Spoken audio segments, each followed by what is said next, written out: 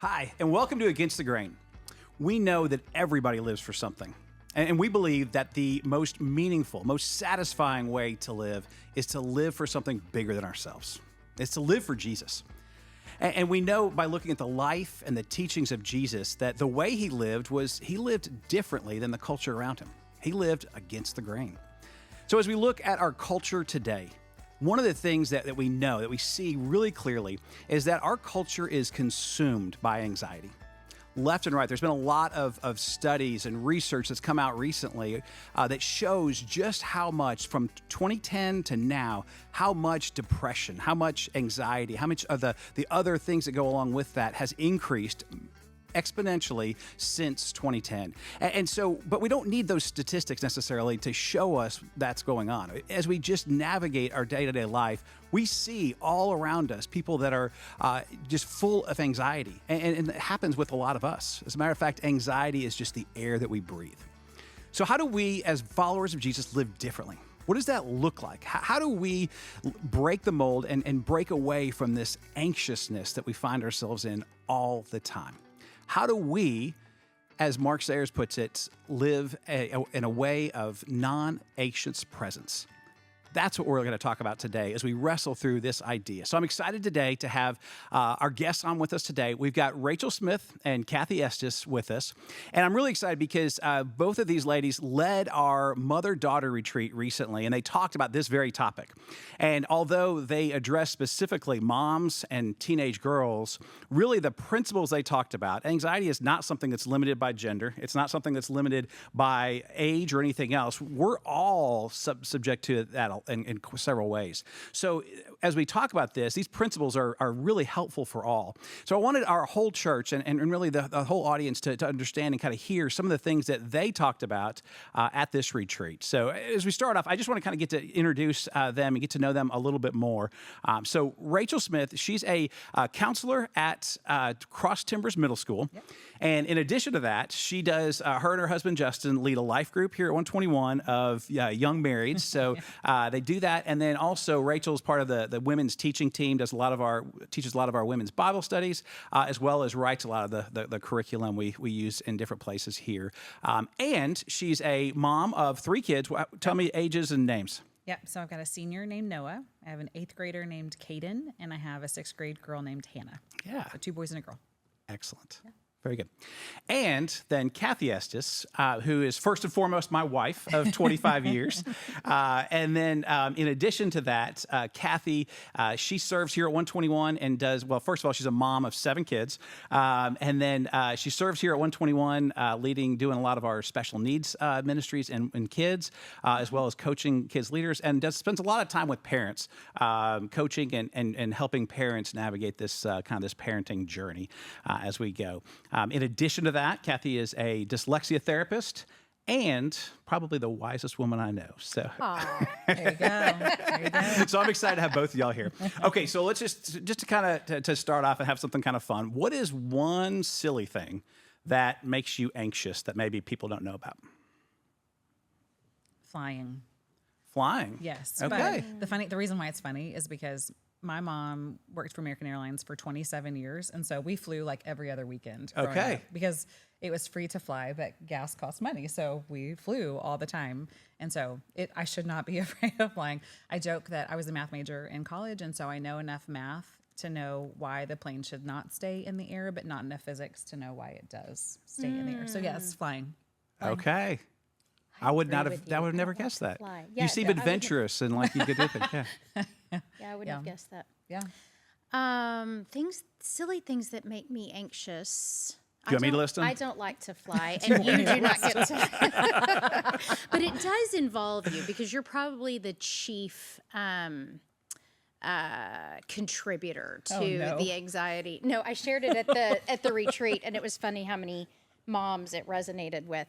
But this shouldn't turn into a marriage counseling session. Okay.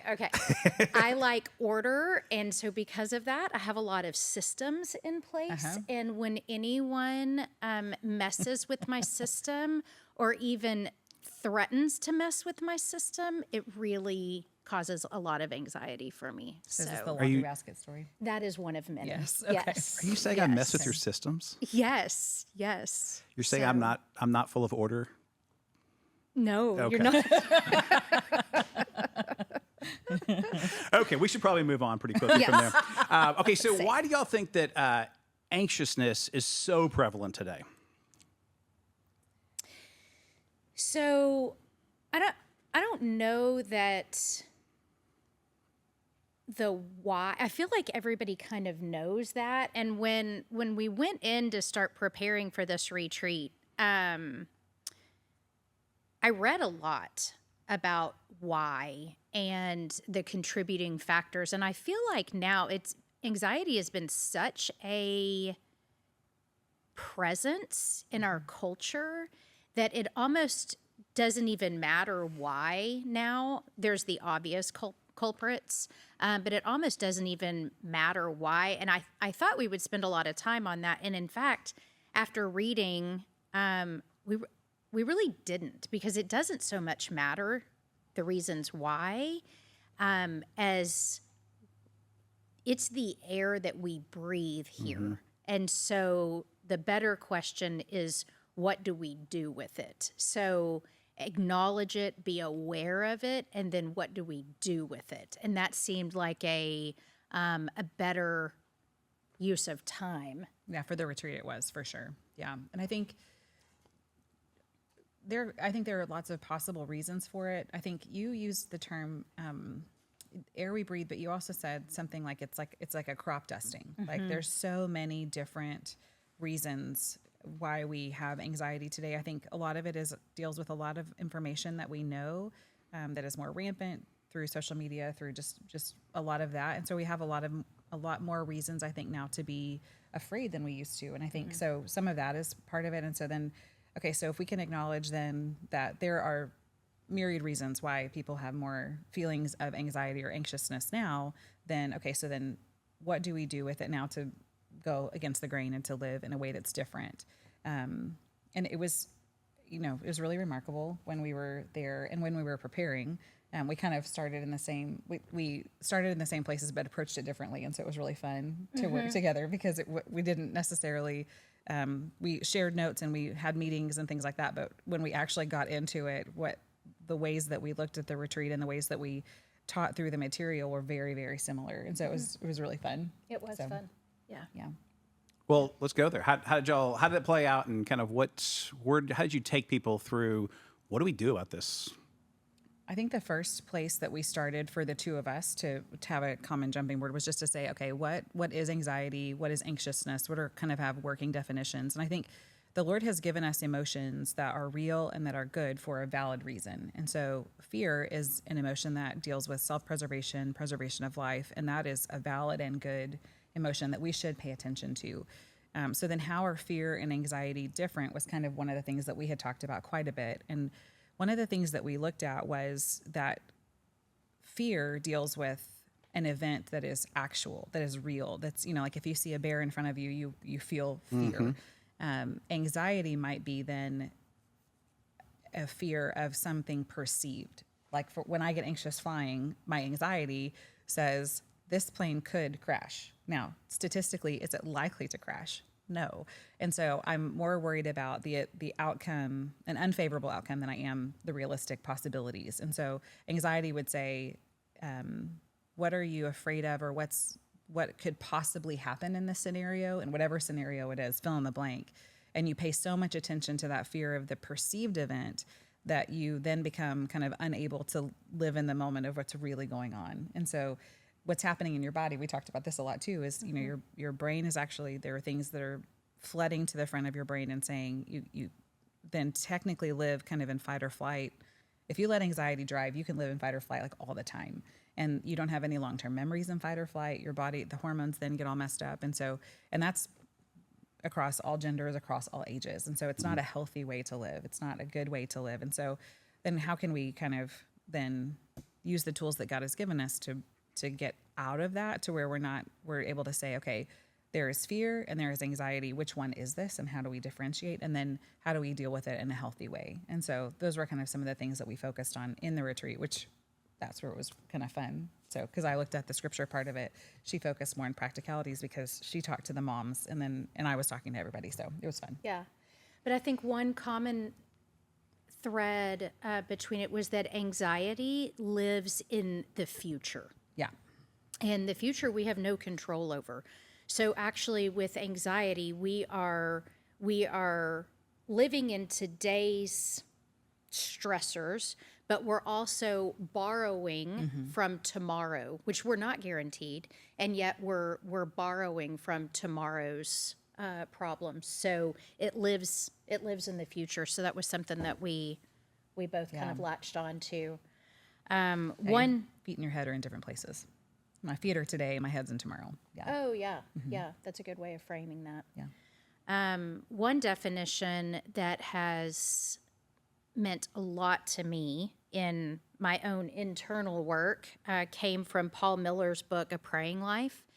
And he says that anxiety is actually itself on its own trying to gain control, and that it's an unused prayer link. And so that wasn't something that we talked about, but in fact, that's what came out of your teaching. Yeah. And then also on the practical side of things. So, Yeah. So in the unused prayer link, there were two places I think that we talked about this. And those were some of the main scriptures that we anchored in. One of them is Philippians 4. I think in the church we have said over and over again that we don't need to be anxious because we are believers and we have access to peace. But in Philippians 4, 6, and 7, like the way that I have always heard it is, do not be anxious about anything, but in everything by prayer and supplication with thanksgiving, let your requests be made known to God. And that's verse 6. So do not be anxious about anything. And then go to the Lord in prayer and even be thankful. And so right there, I have broken three things. Like, I am already anxious. So this idea of do not be anxious about anything. Well, I've already failed from the get-go. Yeah. Right. And so It's almost an impossible standard. Yeah. yes. And so I remember my dad and I, before he passed, had a really incredible conversation about this verse because we were talking about the feeling of fear and anxiousness and kind of differentiating between those things. And I remember thinking that if this is a command, then Jesus in the Garden of Gethsemane broke it. And so it can't then be a command because we know that Jesus lived a sinless life. And so I was like, okay, what is this? How can I understand this? And so as we were talking about it, there were a couple of things that came out of it. As I'm reading from the ESV, and in my ESV Bible, if you back up, verse 6 starts, if you just go back one punctuation mark, it's a semicolon, and it says, the Lord is at hand, semicolon. Do not be anxious about anything. And so I told a story at the retreat of the first time that I stayed home alone by myself was after school one day when I was in 7th grade, and my dad was out of town and my mom was at work, and this is before cell phones and internet or anything. And so I'm, a good 30 to 45 minutes away from anybody safe at that point. And I get home and I'm having my snack and I'm doing my homework, and somebody comes up and knocks on the door and then walks around and is basically trying to break into our house and gets all the way around to the house to like where my parents' bedroom window is and finds an open window and gets in. And I remember being so freaked out. Obviously, like I'm 12, 13 years old, and it's my very first time to stay home alone. I don't have anybody that I can call. I'm all by myself. And I hear the boots come, walk down the hallway, and then they land kind of right in front of me, and it's my dad. My dad had come home early, and he was on a hunting trip, and so that's why he had these big boots on, and he had left his key somewhere else, and so he had to try all the windows, finally found the last one. And the relief that I felt when it was my dad, because he is good and kind and loving and wise, and I had an incredible dad, and so the relief I felt because my dad was the person who was with me, is kind of how we should feel, I think, when we see this, the Lord is at hand. Like, he is a good and loving and kind father. So therefore, we don't have to be anxious about anything. We can go to him, we can pray, and we can be thankful that he hears us, that our requests are made known to him. And then it says the peace of God, which is Jesus himself, which surpasses all understanding, will guard your hearts and minds in Christ Jesus. And, a couple years ago when my dad and I were finally talking about this verse, he said something about the tense of that, this guard your hearts and your minds. First of all, your hearts would be your emotions, your minds would be your thoughts. I think we have, in English, in our language, we have past, present, and future tense, but this is kind of a tense that we lose in the translation. It's an active present tense is how he described it. And what this means is that God is literally standing guard over your heart. It's an act, like he is actively, presently standing guard. And so one of the things then that, as I thought through all of that, and I thought, okay, so I don't need to be anxious because my good, loving, kind, wise Father is at hand, and he is willing and able to listen to my prayers because he's so close to me, and I can be thankful that he's close. If that's all true and I still feel anxiety, then okay, what's at the root of that? And for me, I think what's been at the root of that is that I really either did not know God well enough to know that his character would bring peace and that would be a good thing, that he was at hand, or I was stuck wanting a specific outcome instead of the presence of God. And that is a sin of mine. That is something where I say, Lord, I trust you as long as you will heal my dad. I trust you as long as you will make sure nobody else in my family gets sick. I trust you as long as this plane is not going to crash. But in reality, God is still good even if those requests are not a yes. Even if he says no or later to them, he is still good. And if I can trust in his goodness and kindness, then I don't have to be anxious. I might still feel it the same way that Jesus in the Garden of Gethsemane felt fear, he felt anxious, he felt to the point, I know I've never felt so anxious that I sweat blood, right? So I know that the fear that I felt, the anxieties that I felt don't compare to what he felt, but I also know that feeling those feelings is not a sin.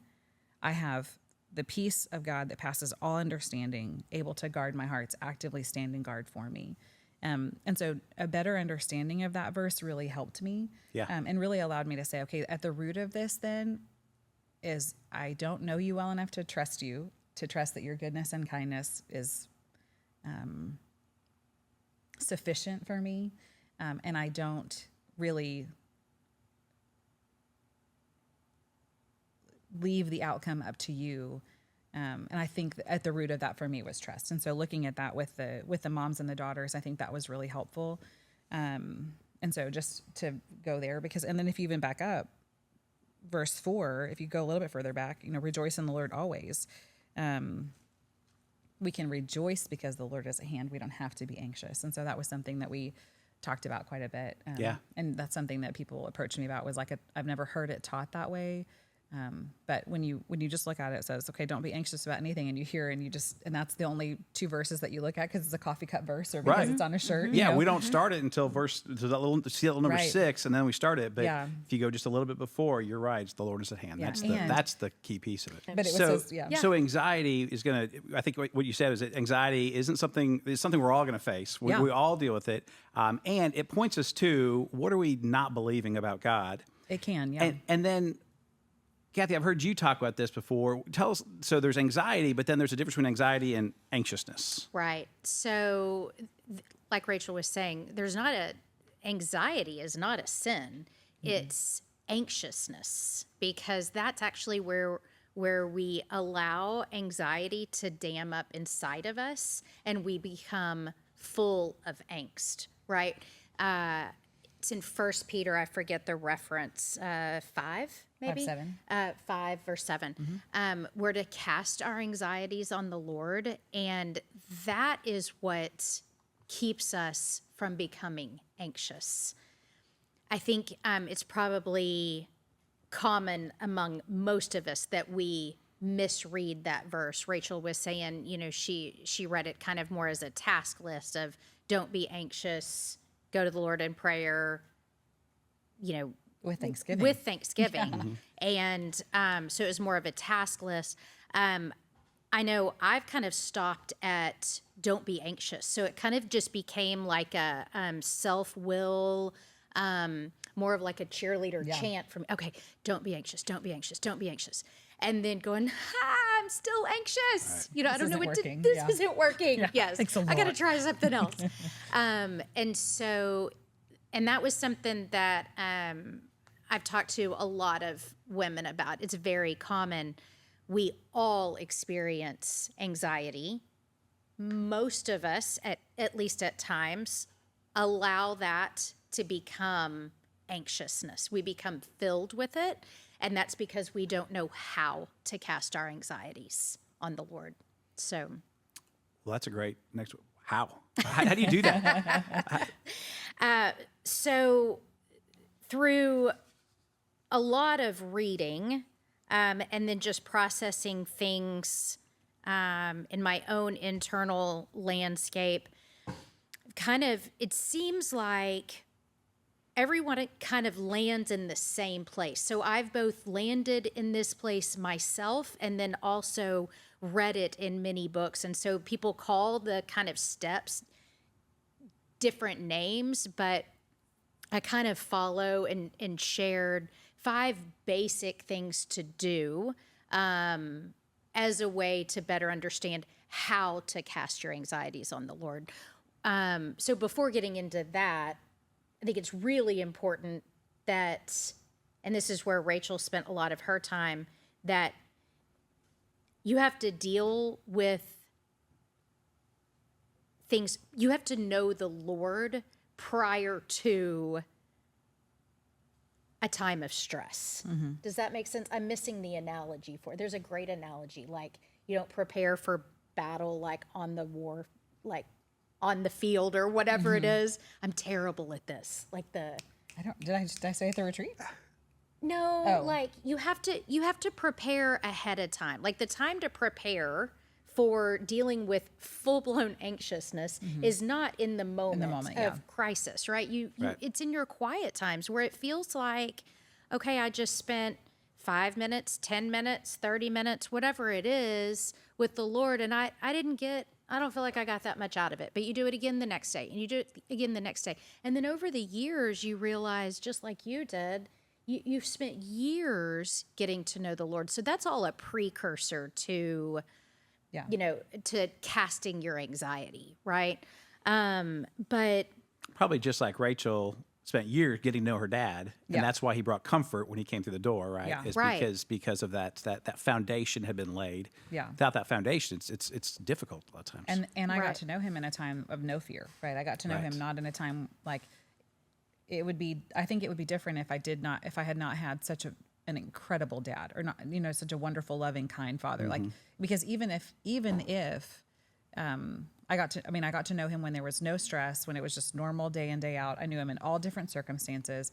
But if that had not been true about my dad being kind and wonderful and loving, and it was somebody who did not have a good experience with a dad coming in the window and coming in the house, then that little girl's response might have been very different, because she had gotten to know an unkind dad, or and so I think there's a lot of nuance there. But I got to know him in a time of not fight or flight, not anxiety, just normal, everyday, calm. And I got to see multiple facets of him. And I think that's where, when we talk about getting to know the Lord, it is challenging. And I think it's so funny. I was a math major, and so I love formulas, and I love for people to tell me how to do things. Right. And, I'm a rule follower. And so I remember saying, like, when people are like, well, just build a relationship with Jesus. I'm like, yes, how do we do that? Right. How Yeah. do we I need a actually do step by that? step. Yes, I know. Yeah. And I think a lot of it is in your quiet time and the time that you've invested to get to know. Some of it is just knowing the Bible from cover to cover, as far as like the stories and how they all connect. Some of it is looking at, okay, God calls us to remember his faithfulness to his people. But that faithfulness looked different in different situations and different circumstances. God's faithfulness to the Israelites as they crossed over in the Exodus looked different than his faithfulness to Abraham and to Isaac. It looked very different then. It looks way different when we have the face of Jesus in the New Testament.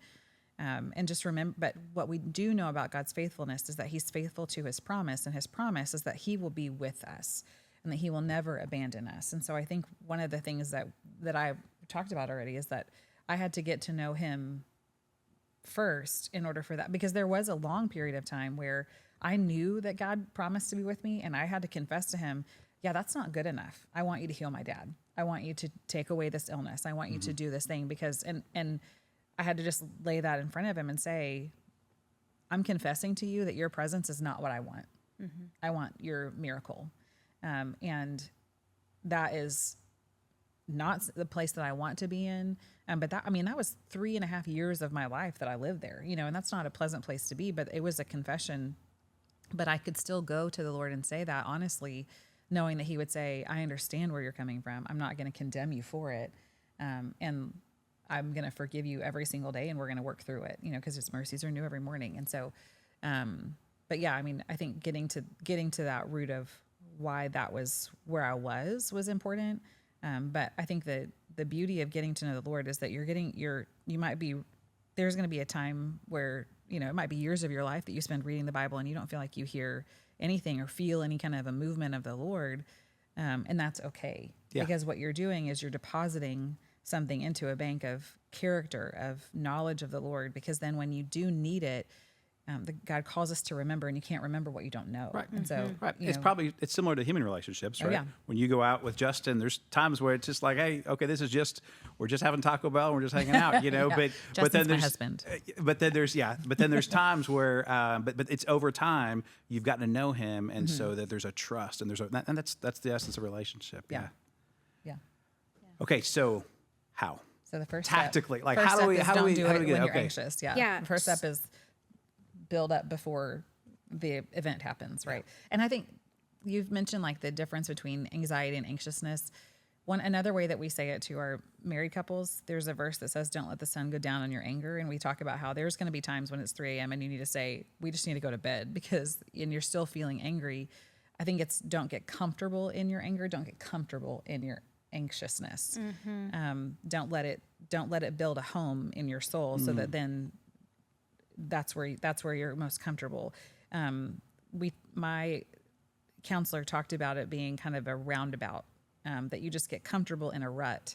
And so the way that you actually have to get out of anxiousness, out of anxious living, is to fight out of your comfort. Because there is a time when anxiety, the anxiousness, is comfortable to you. It's like a blanket because it's known. Yes. Not because it's healthy, and not because it's good, and not because it's a result of trusting the Lord, but because it's just something that we know. Sure. And so it's like, don't get comfortable in, Right. which is, I think, what you're saying about the difference between feeling anxiety and being filled with anxiousness. Like in that movie Inside Out too, it's like anxiety starts to drive everything. Yeah. And just is so busy that nothing else can get through. Yeah. Yeah. So that's actually the first. I hate to call it a step, but I'm just going to call it that for lack of a better word. So the first step in casting our anxieties on the Lord is noticing. And like, it's one thing to know that we live in a culture of anxiousness. It's one thing to know, I'm anxious about this. We throw the word around a lot. But I'm talking about truly noticing it. The first time that I actually experienced that was at you and I were at a counselor's office, and I was talking. We were there to get help with one of our kids, and as seems to be the case, it got turned on us somehow, and. I was retelling a story about something that happened with one of our kids, and my hands were very animated, and my heartbeat, rose. And the counselor said, "Do you notice what's happening to you?" And I didn't. I had no idea. I felt it, of course. I don't. So anyway, that was an aha moment for me, to actually notice that this event was causing something to change in me physically. My body was registering the stress, but my mind necessarily wasn't. It was registering the event and the stress of the event and that sort of thing, but just not actually stopping to notice this is causing a physical reaction in me.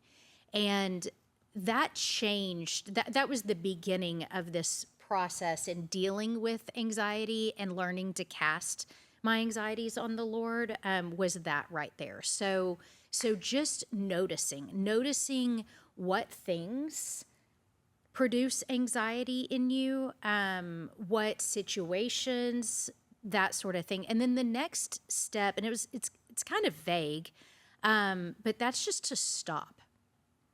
And I won't even expound too much on that, because stopping can look very different depending on the situation and who's hearing this. It could mean physically just stop. I know if I'm in in a situation that causes anxiety for me, I'm very comfortable with words, and so I can very easily take control with my words, right? I can overwhelm one of my kids very easily with full-on logic of why they should or should not be doing whatever it is, but that's a time for me to just stop my actions, stop my mouth, stop my mind, and just stop. And then direct my thoughts and bring the Lord into the situation. So that's just kind of a very practical thing. So you notice, hey, this situation, these words, this event, whatever it is causing a reaction in me, and there is an underlying river of reasons why. And so stop and just think about it, and think about, what is it that I really want in this situation? If it involves another person, what are they wanting? What does the Lord want? I often, at this point, is where I bring in Psalm 86:11. Teach me your ways, Lord. And I have spent hours journaling and teasing that out. What are Jesus's ways? His ways often don't make sense to us. And so thinking on why he does things and how he is guided, ultimately, he's motivated out of love and obedience to the Father. And so thinking through his ways and then applying it to my situation. What would it look like if I were to handle this situation in a way of motivated by love, not motivated by whatever it is I'm wanting at the time, And we talked about in one of the sessions, this is one of the really cool things, that because we didn't know that I didn't know that one of her things was going to be stopped, but we see Jesus do this when he interacts with the woman who is caught in adultery. And we know that there's a reaction that is expected of Jesus, and he stops and he writes in the sand, right? And I don't know, firmly believe that if Jesus wanted us to know what he had written in the sand, that he would have included it. Right. But what's important at that moment is not that we know what he wrote or that we know why he wrote it, but that he stopped. Yeah. And that he stopped everything to say, this needs a minute. Yeah. And I think that's when, that was one of the fun things, is that we both had steps kind of to go through, and we both had take notice and stop, because you don't have to respond out of anxiety. You can respond out of, okay, what's true in this situation? Yeah. And you can stop and evaluate. Yeah. And it might be that we stop and talk. It might be that we stop and just ponder. It might be that you stop to walk around. It could be lots of different things that you can do. Yep. But taking notice and stopping were two of the things that we both had in ours. So it was fun. And very countercultural, right? Yeah, very countercultural. To stop. Right. Yeah. What is expected is just to fly off the handle and address it head on. But you're right. It looks different. What Jesus did of just pause. It's uncomfortable for people. Yeah. Yeah. And there's Yeah. a lot of people who think that Jesus wrote in the sand to take the eyes of the crowd off the woman, but put it on his fingers, because she would have been in a state of shame. Right. Yeah. And that he doesn't want. And so I think even in that moment, there's no shame in stopping. Yeah. There's that's exactly what we need to do. Yeah. If we're going to be believers who are going to live against the grain and who are going to do something differently, once we notice that there's anxiety, once we notice that there's fear, we need to stop and figure out where that's coming from. And we might not be able to figure out where it's coming from in that moment, but that's our homework to do, right? That's the work that we do. Right. Yeah. Right. So kind of the next step then in casting your anxiety, once you've noticed that it is present in this situation and you've stopped, then the next step is to pray and begin to name. I can't remember the exact statistic, but it's 80 to 86%, I think, of anything going on between a couple is not about the situation. It's about the undercurrents of all the things that have happened before. And so praying and then naming things specifically, like I am afraid of this outcome, or that tone of voice made me feel, or I felt insignificant in that, or undervalued, that sort of thing. And it takes a lot of practice. It's so hard. It sounds so simple, but it is hard when you're actually in it. It's so hard. Yeah. And that was actually something that I have had a lot of women talk about, that it's that step that is very, very difficult. It's naming the emotions that lie underneath things. Sure, especially if anxiety is so future oriented. We've got a name, like what am I afraid of? What are the fears out there? Because a lot of times it's probably not even conscious. It's just out there. Okay, wait a second. How realistic is it the plane's going to really crash? Right. Yeah. Right. And really what you're thinking is, this thing made me anxious because 20 steps from now, I'm really worried that that this thing is going to happen. So, like in the example that you gave of the laundry basket, what you were concerned about is 20 steps from here, I'm worried that you don't value the work that I've done to organize our home well, or, that it's going to come out that you don't think that this is necessary, or that the work that I've done is important, even though it took me like years of my life, right? Yes. Y'all have alluded to the laundry basket multiple times. Should we tell the laundry basket? I think you're gonna have. I know the story. I still have the scars. I mean, it could be your laundry basket. For us, it's a pile of shoes. It's fine, but yes, go ahead. Right. No, the infamous laundry basket is, we have 7 kids. You want me to tell it, or you got it? I think I'll do a better job. Is we have 7 kids, we have a whole lot of laundry, and this is, I don't even know how long ago this was, but so I have a system, and everything needs to go a certain way, and we only have 2 laundry baskets for after clothes come out of the dryer. They have to go into one of these 2 baskets.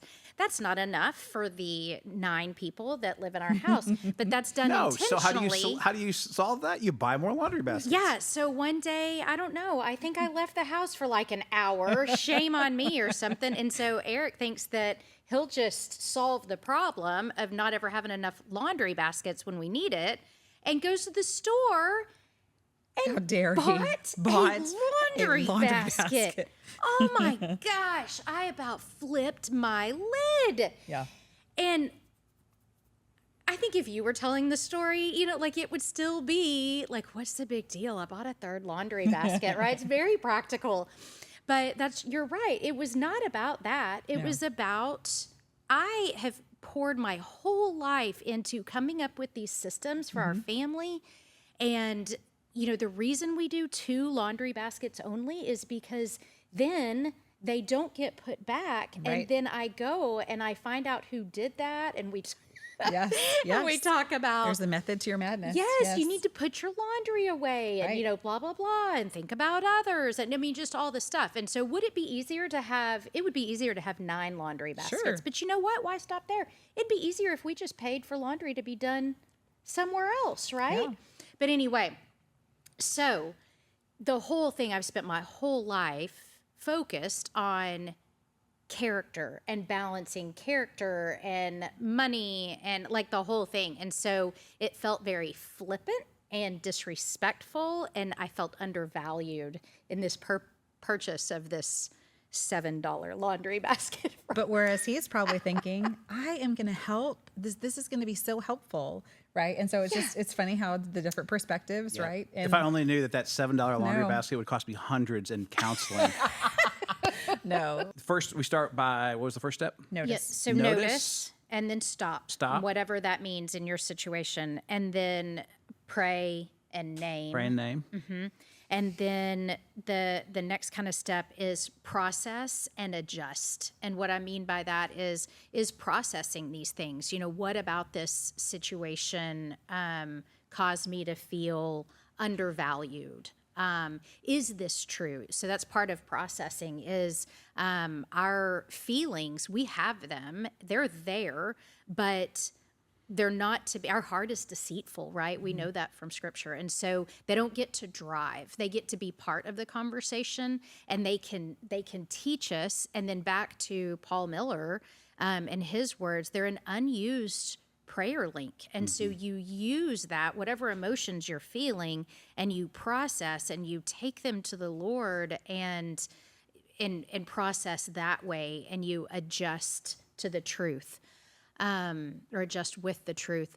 The other part of it is adjusting expectations. I've found that unmet expectations are a huge factor whenever there is anxiety present. And most of the time, I didn't even realize that I had an expectation until it wasn't met. Right. Yeah. So, and I think that's a big piece of, like, when we talk about, especially we go back to Philippians 4, where he tells us, when you feel like, just pray, present your request to God, and that's the kind of the condition, if you will, of the peace of God will guard your heart and mind, is because when we pray, a lot of times it changes us, right? Yes. It starts to align our will with God's, and as we do that, we start to see the expectations that we had that maybe we shouldn't have. We start to see the fears that we have inside that really we shouldn't have. yeah. Yeah, and with the teenagers, one of the things we talked about was the verse about taking every thought captive, and this is how you do it, right? You have to stop, and you have to stop, notice the prayer, notice the feeling. You have to stop with it and say, is this thought true? According to Scripture, not according to my feelings, but according to Scripture. So we're gonna compare. Okay, this is my thought and this is my feeling. Now that I've named it, and this is what I know to be true according to Scripture. Do these things line up? And if not, then the adjustment needs to be made in me, and that might take, like with me, that took years, right? Yeah. And so that's okay that it took years. That's not, the Lord's not impatiently tapping his foot saying, "God, Rachel, get this together." Like he's saying, I am with you, and I am here with you, and I'm actively standing guard of your mind and your heart while you and I work through this together. And I think that picture of the Lord being a kindly waiting and not impatiently waiting, I think helped me deal with my own feelings of angst. Wasn't necessarily a cause of anxiety, but the angst that I felt of, wait, I really don't trust in your goodness. I really don't trust in your heart for me. And then an old pastor of mine said that our feelings are real, but they're not necessarily reliable. So we pay attention to them, but we don't let them drive. They don't get the final say. The Word of God gets the final say if we are believers. And so but that's a humbling thing, because you've really got to surrender your expectations. You have to identify your expectations, and you've got to say, okay, if I really believe that this word is true, there are more times than not in this step, there is going to be a thing that rises up in me that says, but I feel this way, and the Bible is invalidating my feelings, and it's going to feel like, okay, I have to get to a place where I can surrender this. I can surrender my expectations. I can surrender my need for a certain outcome, because I know that what God has for me is better than, even if it's not pleasant or pain-free, it's better for me than what I would have for myself. And if I can finally get to a point of surrender where I trust that, then I think that's some of the steps of evaluating. That's some of the steps of saying, okay, I now know what it is that's causing me to feel anxious. I've stopped. I can understand it. And so then how then do I make that adjustment? It really is just a constant process of dying to self. Yes, it's a surrender. Which is what Jesus told us. That's what it looks like to follow him, is constantly dying to our expectations, constantly dying to our wants, our desires, and submitting to his. Yeah. So, well, this has been really helpful as we've kind of talked through these tangible ways to do that. What's maybe one thing, is there maybe one thing we haven't talked about yet that might be, that y'all have found really helpful for other people that we'd want to make sure we left people with before we wrapped up? The thing that the teenage girls really latched onto was one of the sessions I taught on 1 Peter 5:7, which is that cast your cares on the Lord because he cares for you. And the idea is that we are throwing them and we are leaving them. It's not like a boomerang, right? We don't get to throw it and have it come back and hold on When we to it. cast our anxiety, it's gone. It's not a cast and reel in. That's not what it is. It is I'm going to give all of this to you because you in your rightful place can handle all of this, and me in my rightful place cannot. And so just realizing that and just thinking like the visual image, I think for them of literally like you're throwing something that will not be returned to you. And until you're ready and willing to throw all, I mean, and it might be that as we're identifying the pieces of things, like as we're naming the emotions, okay, what I know I need to throw at you right now, Lord, is that I'm frustrated because I don't feel valued. I'm going to throw that. And then as you keep digging, you might have something new that you're going to have to throw. And that's why he says cast all your anxieties. It doesn't say some of them, and it doesn't say to expect them to come back. But this idea, like the visual image I gave was literally just throwing a ball. Like if I threw a ball from the stage into the audience, I wouldn't expect them to throw it back to me. I would expect them to hold on to it. And that's what he's a good and capable father. And in his hands, those troubles are going to be light and momentary. But in my heart, they will fester and they will drive when they were never meant to do that. Mm-hmm. Yeah. I think one thing that I would leave with people is that this is a process, and there's a risk in doing a 1-hour podcast or a workshop or anything like that makes it sound like Sure. 4 steps. Rachel Yep, or that's I it. have this figured out, one and done, you know, or you just follow these steps and that's how we want it to be, Sure. right?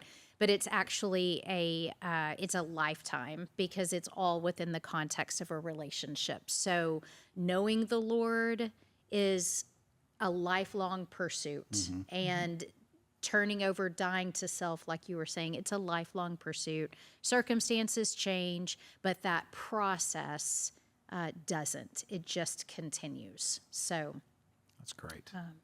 Fantastic. yeah. Well, thank you all for being on the podcast, and this has been a great conversation. I just want to encourage you to continue this conversation. As you go about your day-to-day life, maybe with your life group, you can talk about how does this play out in your life? What does that look like? Find a friend, find someone else that you can talk through this through, and see how do I move forward in that? How do I keep that conversation going? Because anxiety is not going anywhere. We're dealing with this nonstop. And so how do we help ourselves kind of get better and better at dealing with that anxiety so that as followers of Jesus, we can have a non-anxious presence in an anxious world? Because that's what it looks like to live against the grain. Thank you Thanks, for having y'all. us.